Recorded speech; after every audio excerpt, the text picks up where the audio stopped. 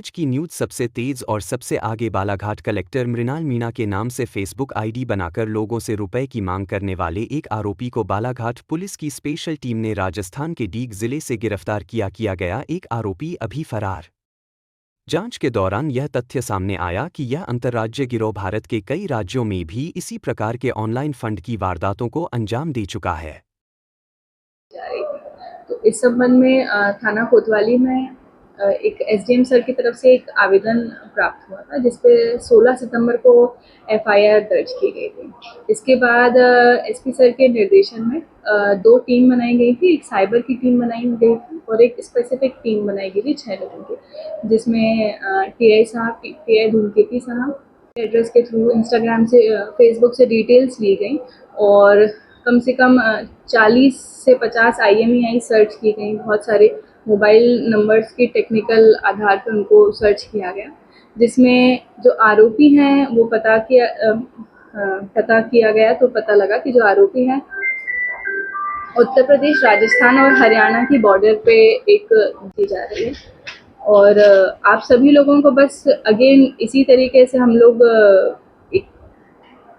राय देना चाहेंगे कि आप लोग जब भी कभी फेसबुक आईडी वगैरह बनाते हैं तो जो अपने पासवर्ड्स वगैरह हैं उनको थोड़ा स्ट्रॉन्ग पासवर्ड रखिए। और कभी भी आपके किसी नियर एंड डियर कोई आपको मैसेज कर रहा है किसी फेसबुक आईडी से, तो एक बार किसी पैसे की रिक्वेस्ट कर रहा है तो आप एक बार वेरीफाई कीजिए उसको, अलग दूसरे फ़ोन नंबर से इस तरीके से बात कीजिए।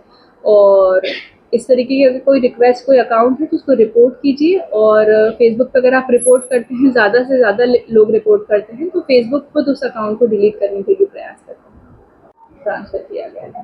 मैडम, आदतन है आरोपी पहले की आईडी बनाए हैं या मतलब नए लोग थे या मतलब नहीं, पहले भी उनके ऊपर, जो व्यक्ति फरार है परवेज, उसके ऊपर पहले भी 1-2 IT एक्ट के जो अपराध हैं ऑलरेडी दर्ज हैं। पर चूंकि बहुत सारे इस तरीके के क्राइम्स बढ़ रहे हैं और किसी एक व्यक्ति के लिए बहुत जगह की टीम्स इतनी दूर जाती नहीं है, पर हमारे यहाँ तो स्पेसिफिक टीम बनाई गई थी जिसमें जो आरोपी है ये पढ़े लिखे हैं, मतलब IT के जानकार है या किसी का बैकग्राउंड हाँ, नहीं है? पढ़े लिखे हैं, नॉर्मल जो ग्रेजुएशन है उतनी की है। तो अलग अलग नाम से सिम लेना हो, फिर सिम से डिफरेंट अकाउंट बनाना, इस तरीके का ही काम है। मतलब साइबर फ्रॉड्स का बहुत बड़ा गढ़ है वो एरिया। नहीं, ट्रांजैक्शन का कोई रिकॉर्ड नहीं। मतलब कोई किसी ने पैसे, हाँ, किसी से पैसे ट्रांसफर नहीं हुआ, लेकिन जो अकाउंट नंबर में बोला जा रहा था कि इस अकाउंट नंबर पे फॉरवर्ड कीजिए, तो उन अकाउंट्स की हमने जरूर डिटेल्स निकलवाई थी। तो यही चीज़ें हमको हेल्प करी। अभी इनके द्वारा ये एक्सेप्ट नहीं किया गया है कि कभी किसी और, लेकिन उसमें हम और लोग जांच कर रहे हैं। जो व्यक्ति फरार है उसका जो पहले जो रिकॉर्ड है वो देख रहे हैं, कहीं और भी नंबर है। हमको ये जरूर पता लगा कि NCRB ने एक बार और पहले ब्लॉक कर रखे हैं इनके नंबर। जब भी हम इस तरीके फ्रॉड करते हैं, तो कोई फ्रॉड करता है, इसमें हम रिपोर्ट दर्ज कराते हैं तो ये नंबर ब्लॉक कर दिए जाते हैं। तो इन लोगों के नंबर पहले भी NCRB ने ब्लॉक किए हैं, ये जानकारी हमको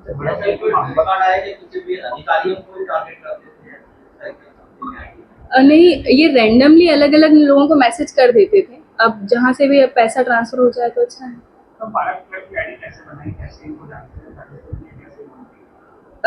इन लोगों ने सबसे पहले अलग सिम खरीदी थी और सिम से इस तरीके की जो सर की जैसे आईडी बनाई, और उसके बाद फिर उन्होंने अलग अलग जो उज्जैन में जो सर के जो कलीग्स रहे होंगे उनको मैसेजेस भेजना चालू करा था, जहाँ से अपन को पता लगा था। Fake SIM. कम से कम 8 से 10 लोगों को तो मैसेज किए ही हैं।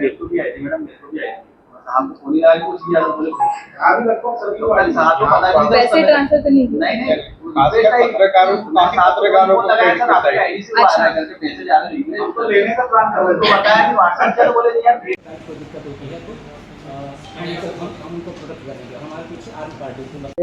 एसपी सर जो डिग जिला का लगता है और एक है राजस्थान का, तो इनका आपस में कोऑर्डिनेशन करके एक अभियान चलाने का चल रहा है वहाँ पर, कि ऐसे जो भी कर रहे हैं तो उन पर कार्रवाई और उनको जेल पहुँचाने के लिए। ये जो नंबर ये लोग भेजते थे, ये नंबर सर उनके मतलब परिचित के लिए किस टाइप से उपलब्ध कराए? हाँ, ये नंबर जो सिम की बात कर रहे हैं आप, सिम निकालते थे, ये कहीं रेंडमली किसी अपने परिचित या दोस्त के नाम से सिम निकालते थे और उसका यूज ये करते थे और उनको पता भी नहीं होता था। इस तरीक़ा से मिसयूज करते थे और उसके बाद फिर सिम को वो फेंक भी देते थे इधर-उधर।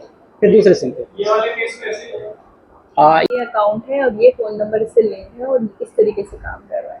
तो साइबर की टीम मतलब हमारे यहाँ तो अभी बहुत सारी चीज़ें इनकी केस स्टडी होना चाहिए। अभी जो पहले जो केस हुआ है, ये केस हुआ है, बहुत सारे फ्रॉड्स पे इसी तरीके से अच्छे से काम कर रही है। वो कितनी आबादी होगी ऐसा? साथ तो फेक आईडी में जो आपने कार्रवाई की किनके द्वारा किया गया था?